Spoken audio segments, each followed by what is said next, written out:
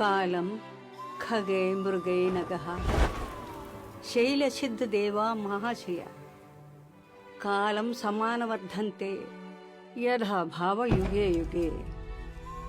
దీని అర్థం ఋషులు, సిద్ధులు, దేవతలు, పక్షులు, జలపాతాలు, మృగాలు ఇవన్నీ కాలానుసారం మారుతూనే ఉంటాయి. ఆ గమనాన్ని ఎవ్వరూ మార్చలేరు కదా. అటువంటప్పుడు మనుషులైన మనకెందుకురా ఇంత పట్టుదల?